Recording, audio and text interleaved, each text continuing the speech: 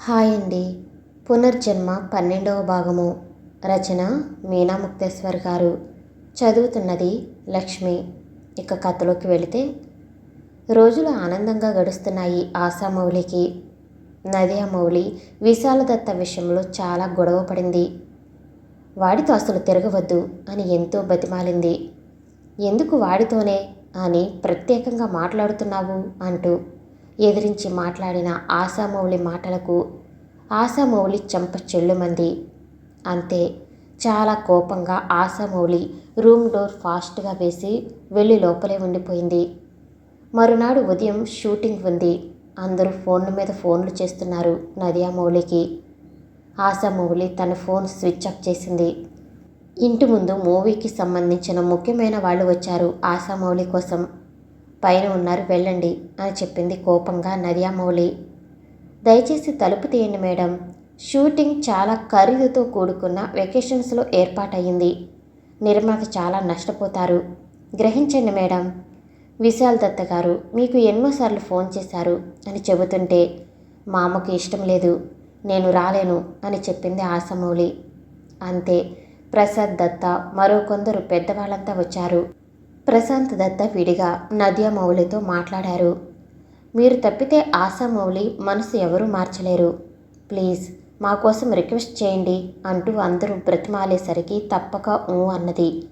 Nadia కూతురు room దగ్గరికి వెళ్ళింది. ఆశా, ప్రశాంత్ దత్త గారు వచ్చారు, అంతటి పెద్దవారిని అలా ఇబ్బంది పెట్టకూడదు, బయటికి రావాలి అన్నది కూతురి కోసం. తెలియని బాధ నదియా లోపల ఉండిపోయింది. సారీ చెప్పు అన్నది ఆశామౌళి మొండిగా. కింద అందరూ వెయిట్ చేస్తున్నారు, తప్పక సారీ అని చెప్పింది నదియా మౌళి. ఆశామౌళి ఈసారి నా విషయంలో కలగజేసుకోవద్దని చెప్పింది తల్లికి. ఆశామౌళి కనీసం డోర్ కూడా తీయకుండానే మాట్లాడుతుంది. నదియా మౌళి కిందకు వెళ్ళిపోయింది. ఆ తర్వాత షూటింగ్కి కావలసిన మేకప్లో ఆశామౌళి ఎంతో అందంగా రెడీ అయ్యి వచ్చింది. నవ్వుతూ తల్లివైపు కూడా చూడలేదు. పని మనిషి ఆమెకు టిఫిన్లు కాఫీలు అన్నీ అందజేసింది ముందే. ఆశామౌళి విశాల్ దత్తతో క్లోజ్గా ఉండేది. ఆ తర్వాత కొత్తగా ఫిల్మ్ ఇండస్ట్రీలోకి సాగర్ వచ్చాడు. అతనితో యాక్ట్ చేసిన మొదటి పిక్చర్ సూపర్ డూపర్ హిట్ అయింది. భారీ కలెక్షన్స్ వచ్చాయి.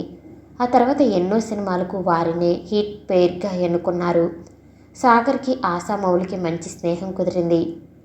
మీ అమ్మగారే నన్ను సినీ ఫీల్డ్కి పరిచయం చేశారు అని చెప్పాడు సాగర్. సాగర్ వైపు చూస్తే ఆశ్చర్యంగా ఉండేది ఆశామౌళికి.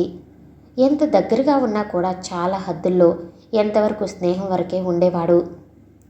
తన పక్కన కూర్చున్న ఏ ఒక్కరూ కూడా తన వైపు చూసే చూపులు, ఒక రకమైన మాటలు, విపరీత ధోరణులు ఏమీ ఉండేవి కాదు. సాగర్ మీద ఇష్టం పెరుగుతూ ఉంది ఆశామౌళికి.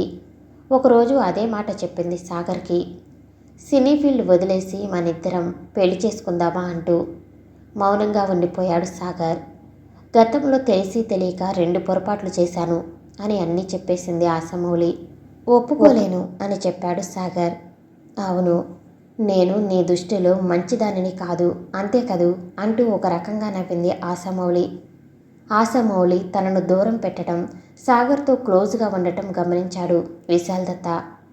నాన్న, దాన్ని పెళ్లి చేసుకుని ఇంట్లో నా బెడ్రూమ్లో మంచాన్ని కట్టేయాలి అంటూ తాగి ఇష్టం వచ్చినట్లు వాగుతున్న విశాల్ దత్త మాటలకు పెళ్లి మాత్రం చేసుకోవద్దు, ఎంజాయ్ చేస్తున్నావు కదా, అది చాలు అన్నాడు ప్రశాంత్ దత్త.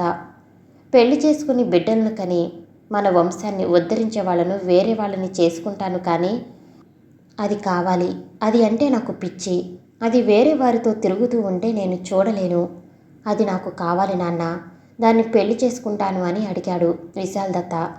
విశాల్ దత్తకు డ్రగ్స్ తీసుకునే అలవాటు కూడా ఉంది. కోపం వస్తే ఏం చేస్తాడో కూడా తెలియదు. అలా తండ్రి కొడుకులకు బాగానే గొడవ అయింది. ఆ తర్వాత ప్రశాంత్ దత్త మాట్లాడిన మాటలకు విశాల్ దత్త విస్తుపోయాడు. అంతే, ఆ గదిలో మౌనం ఆవహించింది. ప్రశాంత్ దత్త బయటకు వెళ్ళిపోయారు. కోపంతో రగిలిపోయాడు విశాల్ దత్త. హిట్ల మీద హిట్లు అందుకుంటున్నారు సాగర్, ఆశామౌళి. ఒకరి తగ్గ ఒకరు మంచి అందమైన వాళ్ళు. ఇద్దరు పెళ్లి చేసుకుంటే బాగుంటుందని అభిమానుల అభిప్రాయాన్ని కూడా పత్రికల ద్వారా తెలియచేశారు. నదియా మౌళి పొరపాటును కూడా అటువంటి పని చేయవద్దు, అప్పుడు మీ అమ్మ చచ్చినట్లే అని ఆశామౌళితో చెప్పింది నదియ. తల్లి వద్దు అంటే ఆశామౌళి రెచ్చిపోతుంది. ఆ విషయాన్ని వదలదలుచుకోలేదు. మనిద్దరం పెళ్లి చేసుకోవాలి అని సాగర్ని గట్టిగా అడిగింది ఆశామౌళి.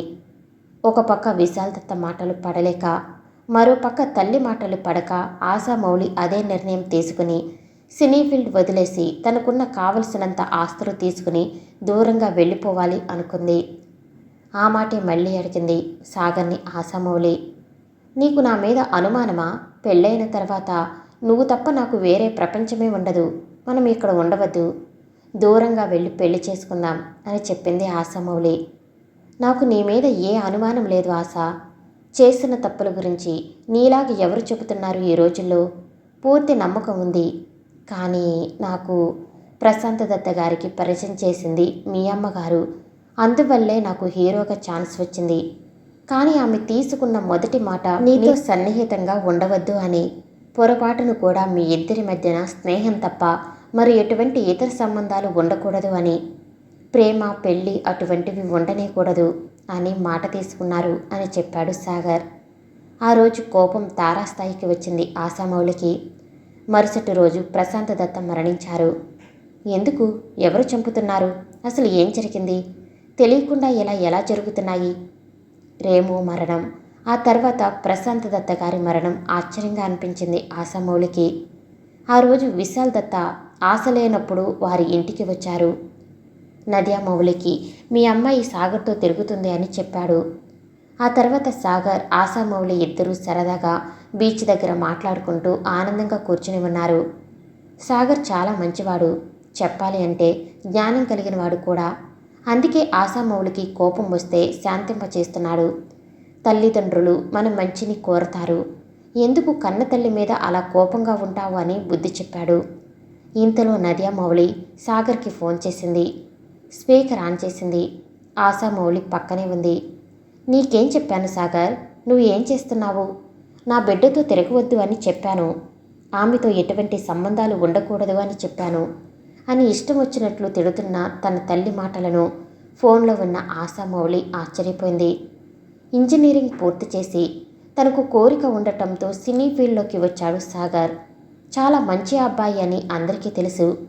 సినీ ఫీల్డ్లో ప్రతి ఒక్కరూ తనను లోబర్చుకోవాలని ఎన్నో ప్రయత్నాలు చేస్తున్నారు. ఎటువంటి చెడుదారిలోకి వెళ్ళవద్దు. అందంగా ఉన్న నీ మీద అందరికీ ఆశ ఉంటుంది.